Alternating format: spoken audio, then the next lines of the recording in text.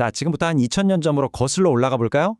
한 섬에서 독사에 몰린 사건이 있었는데요. 이게 어떻게 세상을 보는 우리의 관점을 완전히 바꿔놓을 수 있는지 그 오래된 이야기 속에 담긴 놀라운 교훈들을 지금부터 하나씩 파헤쳐 보겠습니다. 한번 상상해 보세요. 거친 폭풍우 속에서 모든 걸 잃고 겨우 살아남아서 낯선 섬에 떠밀려 왔습니다. 안도감도 잠시, 앞날이 어떻게 될지 한치 앞도 알 수 없는 정말 막막한 상황이죠.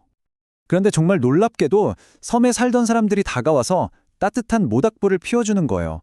이런 절망 속에서 전혀 예상치 못했던 친절과 환대를 마주하게 된 겁니다. 바로 그때 바울이라는 남자가 불을 피우려고 나뭇가지를 모으다가 독사에게 손을 물리고 맙니다. 이 순간부터 이 이야기는요, 단순히 살고 죽는 문제를 넘어서서 눈앞에 일어난 일을 어떻게 해석하고 의미를 부여할 것인가에 대한 아주 근본적인 질문을 던지기 시작합니다. 자, 이 뱀에 물린 사건, 여러분은 어떻게 보세요? 그냥 운이 나빴던 걸까요? 아니면 이 사건에 뭔가 특별한 의미가 숨어 있었을까요?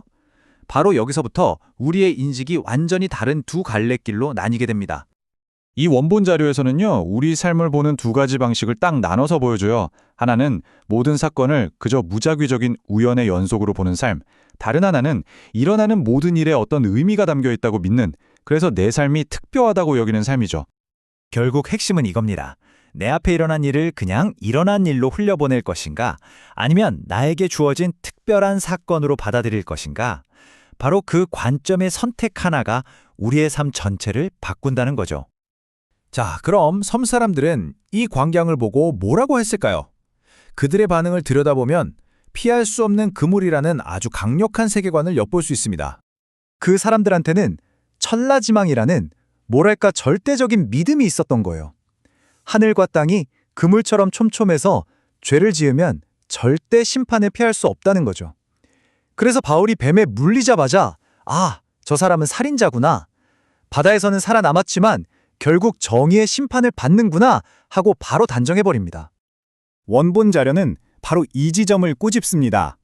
현대사회는 이런 결과에 대한 거룩한 두려움을 잃어버렸다는 거예요. 나보다 더 큰 어떤 힘, 즉 우주적인 정의가 있다는 걸 잊어버리는 순간 인간은 아주 쉽게 오만해질 수 있다는 그런 경고인 셈이죠. 그런데 말이죠. 모두가 저 사람은 이제 죽었구나 하고 생각하던 바로 그 순간 정말 아무도 예상 못한 반전이 일어납니다. 바울이 붙지도 않고 아무렇지도 않은 거예요. 그러자 섬 사람들의 평가가 순식간에 180도 뒤바뀝니다. 방금 전까지만 해도 최악의 죄인이었는데 이제는 신이라는 거죠. 이게 뭘 보여주냐면요. 눈에 보이는 현상에만 의존하는 사람의 판단이 얼마나 극단적이고 변덕스러울 수 있는지를 여실히 보여주는 겁니다. 뱀의 독은 이겨냈지만 어쩌면 그거보다 더 무서운 독이 그를 기다리고 있었어요. 바로 교만이라는 독이죠. 사람들이 자기를 신으로 떠받드는 이 위험한 상황을 이해하려면 원본 자료에서 제시하는 그릇이라는 아주 중요한 비유를 알아야 합니다. 우리는 돈이나 권력, 사람들의 칭찬을 과연 얼마만큼 감당할 수 있을까요? 바로 이 인간의 내적 역량을 설명하는 강력한 개념이 그릇의 크기입니다. 이 비유는 쉽게 말해 이런 겁니다. 사람마다 내면에 부나 권력 혹은 어떤 좋은 것들을 담을 수 있는 저마다의 그릇을 가지고 태어난다는 생각이에요. 여기서 정말 중요한 경고가 나와요. 만약 자기 그릇의 크기를 넘어서는 무언가를 담으려고 하면 그게 돈이든 권력이든 칭찬이든 결국 그릇은 넘치거나 깨져버린다는 겁니다. 스스로 파멸에 이르게 되는 거죠. 자, 바로 이 시점에서 바울이 자신의 그릇이 얼마나 큰지를 증명할 시험대를 마주하게 됩니다. 마침 그들을 환대해준 섬의 추장 보블리오의 아버지가 심한 병을 앓고 있었거든요. 근데 여기서 그가 병을 고치는 순서를 잘 보세요. 이게 정말 중요하거든요. 이 순서 안에 이야기 전체를 꿰뚫는 핵심 메시지가 숨어 있습니다. 바로 이 지점. 이게 결정적인 차이예요. 만약에 자기가 진짜 신이라고 생각했다면 일어나라 하고 명령했겠죠. 하지만 바울은 어떻게 했죠? 기도를 먼저 합니다. 이 겸손한 행동을 통해서 자신은 힘의 원천이 아니라 그 힘이 흘러가는 통로일 뿐이라는 걸 분명하게 보여준 겁니다. 바울의 이 겸손한 행동 하나가요, 모든 걸 바꿔놓습니다. 낯선 이방인과 원주민, 이 둘의 관계를 근본적으로 변화시키면서 아주 아름다운 이야기의 막을 열게 되죠. 그 일이 있은 후에 무려 석 달 동안 난파당한 사람들과 섬 사람들은 서로를 보살피고 필요한 걸 아낌없이 나누면서 진짜 하나의 공동체를 이뤘습니다.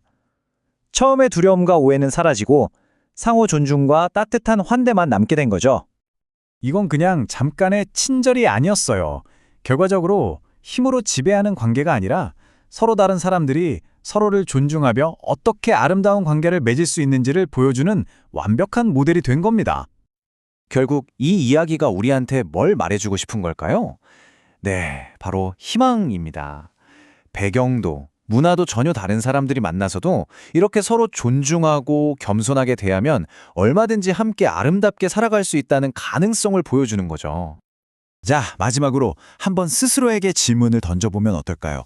우리 삶에 갑자기 나타난 독사나 난파선 같은 힘든 사건들, 혹시 그 안에도 우리가 아직 보지 못한 내 삶을 더 특별하게 만들어줄 어떤 의미와 기회가 숨어 있는 건 아닐까요?